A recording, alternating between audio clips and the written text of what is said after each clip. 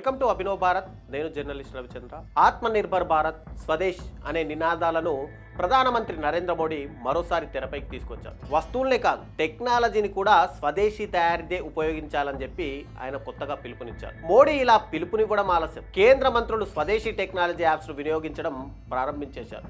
మొదట అశ్విని వైష్ణవ్ మైక్రోసాఫ్ట్ ఉత్పత్తులకు బదులుగా జోహో కార్పొరేషన్కి చెందిన పీపీటీ ఇతర ఉత్పత్తులను ఉపయోగిస్తున్నారు. తాజాగా జోహో వాట్సాప్కు ప్రత్యామ్నాయంగా అరట్ ఏఐ అనేది ఒకటి లాంచ్ చేసింది. దీన్ని బీజేపీ నేతలు విపరీతంగా ప్రమోట్ చేస్తున్నారు. మైక్రోసాఫ్ట్కు తాము పోటీ ఇవ్వగలమని జోహో కార్పొరేషన్ సీఈఓ అయినటువంటి శ్రీధర్ వెంబు కూడా ఒక నమ్మకంగా చెబుతున్నారు. టెక్నాలజీ పెరిగిపోయాక ప్రపంచమే ఒక కుగ్రామంగా మారిపోయింది. ఇప్పుడు ఎలాంటి కంపెనీ అయినా సరే టార్గెట్ ప్రపంచం మొత్తం ఉంటుంది. అలాంటప్పుడు మన దేశీ వస్తువులనే మనం వాడదాం, మిగతా వాటిని బహిష్కరిద్దాం అనే పిలుపు నిజంగా వర్కౌట్ అవుతుందా అన్నదే అసలు సందేహం. ఎందుకంటే ఇప్పుడు ఏ ఉత్పత్తి అయినా సరే ప్రపంచంతో, ప్రపంచ మార్కెట్తోనే ఖచ్చితంగా ముడిపడి ఉంటుంది. వాట్సాప్ అనేది ఇప్పుడు బ్యాన్ చేసిన దేశాల్లో మినహా అన్ని చోట్ల కూడా అది వర్క్ అవుతుంది. ఎందుకంటే అది ఒక ఉచిత సర్వీస్. ఒకప్పుడు విదేశాలకు ఫోన్ చేయాలంటే ఎంతో ఖర్చు అయ్యేది. స్కైప్ లాంటివి వచ్చిన తర్వాత కూడా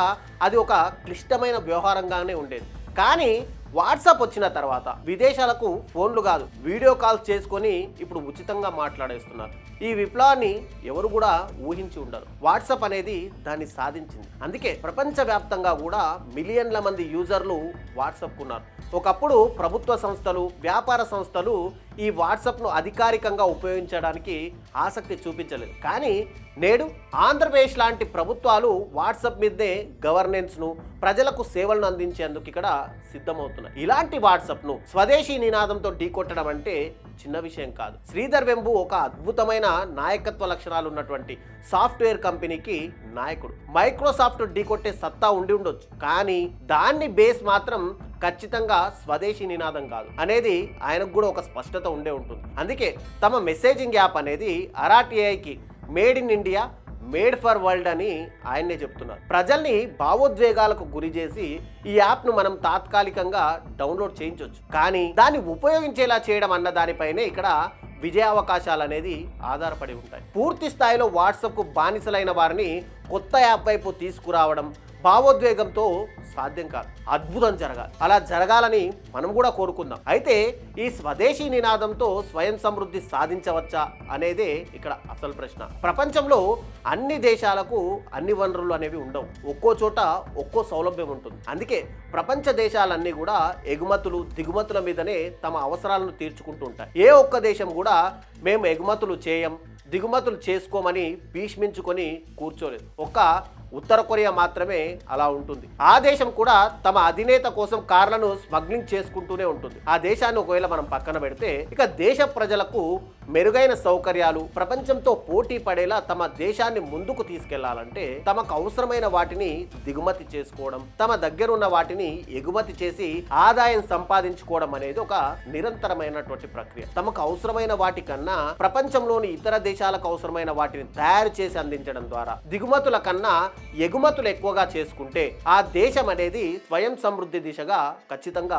ముందడుగేసినట్లే. అలా ఎగుమతులు చేస్తున్నారంటే తమ దేశ ప్రజల అవసరాలు తీర్చిన తర్వాతనే కాబట్టి అందులో కూడా పెద్ద అభ్యంతరం అనేది ఉండదు. ఇక భారత్ ఈ విషయంలో స్వయం సమృద్ధి ఇప్పటి వరకు సాధించలేదనే చెప్పాలి. ఇది మీకు కొద్దిగా కఠినంగా ఉండవచ్చు. భారత్ ప్రపంచంలోని ఇతర దేశాల నుంచి ఎగుమతి చేస్తున్న మొత్తంతో గనక పోలిస్తే దిగుమతులే ఎక్కువగా ఉన్నాయి. 2023-24 ఆర్థిక సంవత్సరంలో చూసుకుంటే భారత్ $778 బిలియన్ ఎగుమతులు చేసింది. అదే సమయంలో $857 బిలియన్ దిగుమతులు కూడా చేసుకుంది. అంటే $78 బిలియన్ లోటు కనిపిస్తుంది. ఇక గత ఆర్థిక సంవత్సరంలో ఈ లోటు అనేది ఇక్కడ మరింత పెరిగింది. $94 బిలియన్ లోటు కనిపించింది. భారత్ దిగుమతి చేసుకునే వాటిలో వస్తువులు, సేవలు కూడా ఉంటాయి. రెండిటిలోనూ లోటు ఉంది. వీటిని అధిగమించాలంటే మనం వేటిలో వెనుకబడ్డామో చూసుకోవాలి. వాటి ఉత్పత్తిని పెంచేందుకు అది కూడా దిగుమతి వస్తువుల కంటే మంచి క్వాలిటీతో తక్కువ ధరకు వచ్చేలా ఖచ్చితంగా చేయగలగాలి. అలా చేస్తేనే స్వదేశీ నినాదం వల్ల అనేది ఒక మేలు జరుగుతుంది. కానీ ధర ఎక్కువ ఉండి క్వాలిటీ తక్కువ వస్తువుల్ని కనుక సరఫరా చేస్తే అది ఖచ్చితంగా వర్కౌట్ కాదు.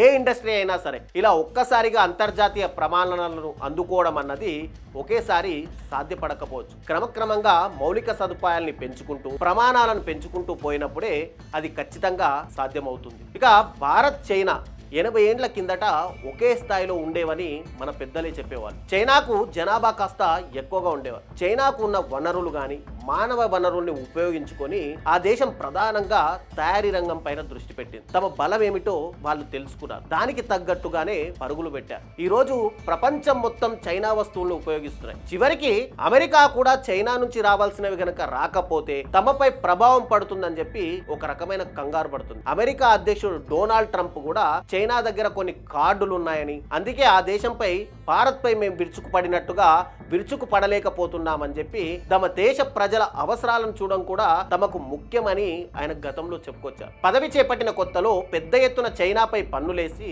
ఆ తర్వాత కాళ్ళబేరానికి వచ్చి ఇక్కడ ట్రంప్ ఒప్పందం చేసుకున్నారు. అలాంటి స్వయం సమృద్ధి భారత్ ఇంకా సాధించలేదు. అందుకే నిర్మోహమాటంగా భారత్ వస్తువులపైన పన్నులు బాదుతూ ఇక్కడ ట్రంప్ టారిఫ్లు విధిస్తున్నారు. అదే సమయంలో అమెరికా వస్తువుల్ని ఇండియాలో డంప్ చేయాలనుకుంటున్నారు. దానికి ఇక్కడ ప్రభుత్వం అంగీకరించడం లేదు. ఈ విషయంలో చైనా అంతర్జాతీయ విపణికి అవకాశాలు కల్పిస్తూనే తమ దేశ ఉత్పత్తులే తమకు అత్యుత్తమం అన్న భావన ఖచ్చితంగా తెచ్చుకోగలిగింది. టెస్లా గానీ, ఐఫోన్లు సహా ఎన్నో అమెరికన్ కంపెనీలు చైనాలో ఉత్పత్తులు అమ్ముతాయి. అదే సమయంలో వాటికి పోటీగా వాటికన్నా బెటర్ ఉత్పత్తులను ఇక్కడ చైనా నుంచి వస్తాయి. ఇక్కడ అసలు విషయం ఏంటంటే అమెరికా కంపెనీలు కూడా చైనాలోనే ఉత్పత్తి చేస్తాయి. తయారీ రంగంపై చైనా సాధించిన పట్టు అనేది అలాంటిది. మనం ఒక దీపావళి పండుగ చేసుకుంటే దేశంలో అత్యధిక ఇళ్లపైన వెలిగేటువంటి లైట్లలో అత్యధిక భాగం కూడా చైనా నుంచి వస్తాయి. ఆ విషయం చాలా మందికి తెలియకపోవచ్చు. మన దేశంలో అలాంటి వాటి ఉత్పత్తి కానీ మార్కెటింగ్ అనేది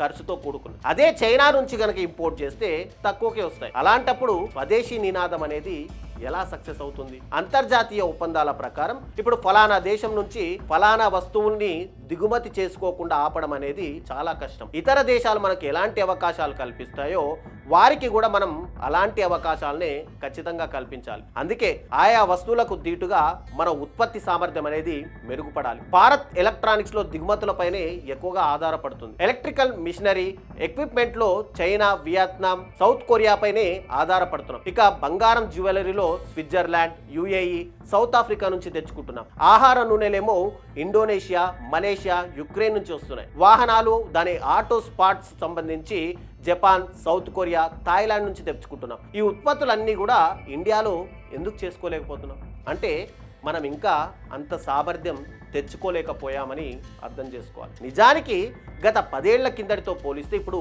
చాలా వరకు మెరుగుపడ్డా, కానీ అది సరిపోదు. ఇప్పుడు కార్లు కానీ ఫోన్లు ఇండియా నుంచి తయారు చేసి ఎగుమతి చేస్తున్నారు. కానీ ఆ తయారీకి అవసరమైనటువంటి స్పేర్ పార్ట్స్ చాలా వరకు దిగుమతి చేసుకుంటాం. ఆ స్పేర్ పార్ట్స్ కూడా తయారయ్యేలా ఎకో సిస్టమ్ను కనుక మార్చగలిగితే అప్పుడు అద్భుతమైనటువంటి మార్పు వస్తుంది. ఫర్ ఎగ్జాంపుల్, మహీంద్రా కంపెనీ ఇటీవల తయారు చేసినటువంటి సూపర్ మోడల్ ఎలక్ట్రిక్ కార్స్ పార్టులు మొత్తం కూడా ఇతర దేశాల నుంచి దిగుమతి చేసుకొని ఇక్కడ అసెంబ్లింగ్ చేస్తున్నవి. అలాంటిది ఇప్పుడు అది మేడ్ ఇన్ ఇండియా అని పేరు పెట్టుకున్నా సరే మేడ్ ఇన్ ఇండియా అనేది కాదు.